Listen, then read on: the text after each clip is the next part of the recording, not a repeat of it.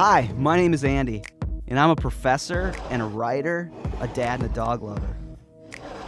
If the internet is good for anything, besides streaming shows, movies, and music, it's lists. Recently, I checked out a list of top 10 movie rivalries. Of course, some of your favorites were listed. Woody versus Buzz Lightyear, Harry Potter versus Draco Malfoy, and controversially, number one, Rocky Balboa versus Apollo Creed. We love rivalries. In fact, we often think that faith and science are rivals. So Christians avoid talking about science and faith. Some even demand that we pick sides, either believing the Bible or science. But this doesn't work. In order to be thoughtful people of faith, we can't avoid or ignore this conversation. We have to think about how science relates to faith. So why do we feel like we have to pick sides? Take a moment to talk about this with your group. For the next few minutes, discuss the questions on the screen. Have you ever felt like you have to choose science over faith or faith over science? If so, what made you feel that way? Do you think that science contradicts faith? If so, how? When the timer flashes, the video will continue.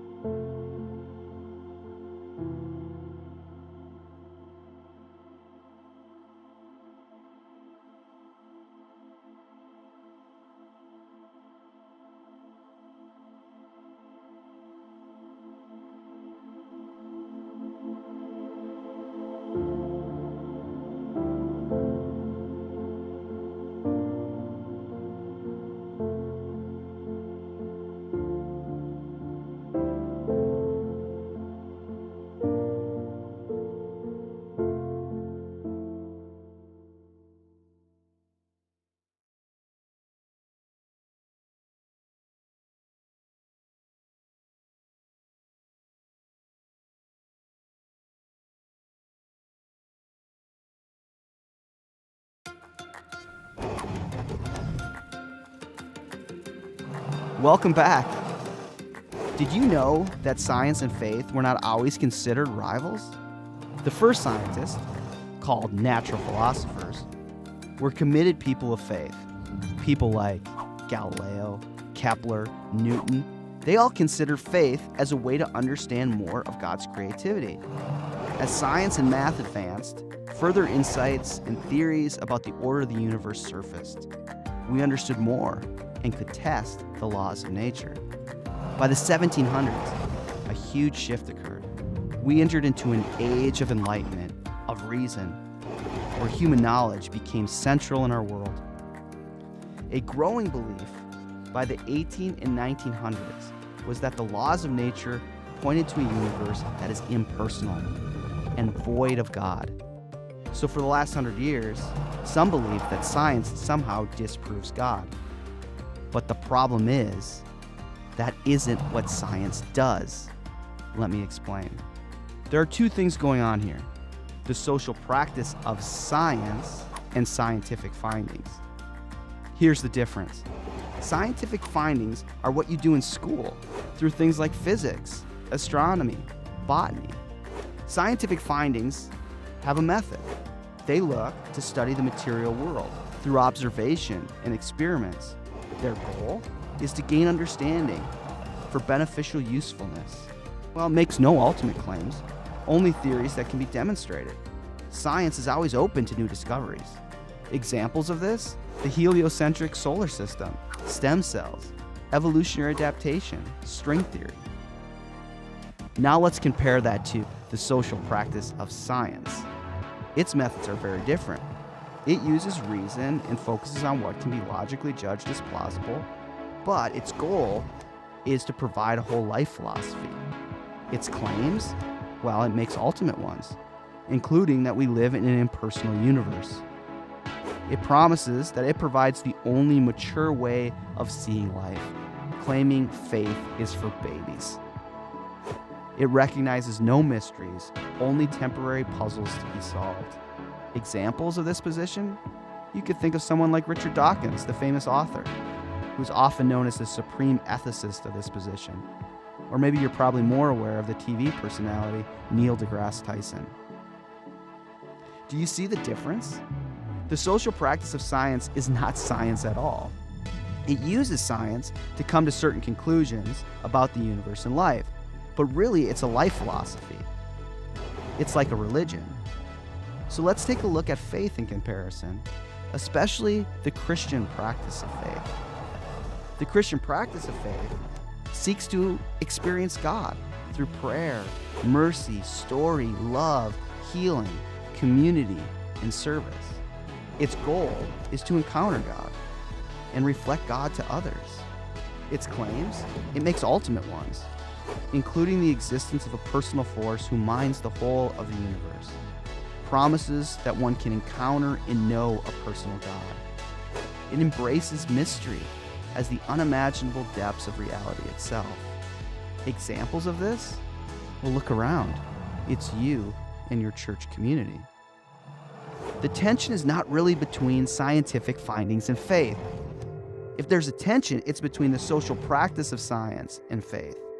That's because the social practice of science often tries to discredit faith.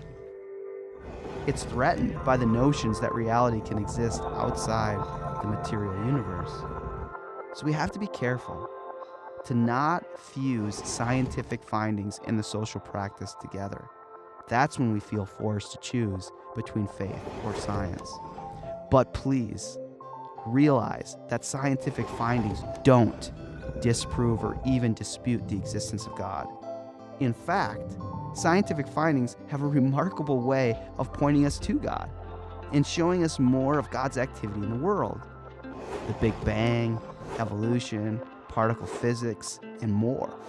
They all can be an echo of God's activity in the world. Our lives and experiences are the places where faith and science interact in real ways every day. Cancer, hurricanes, space exploration, viruses, virtual reality. We make meaning and choices guided by science and faith all the time. The scientific can give us a window into the divine mystery of a God in whom we live and move and have our being.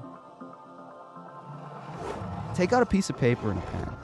In quiet, think about the video you just watched. Write and draw your responses to these questions. What did you learn from this video? What connected with you? How do you think science can show us more about God? What questions do you think science can't answer?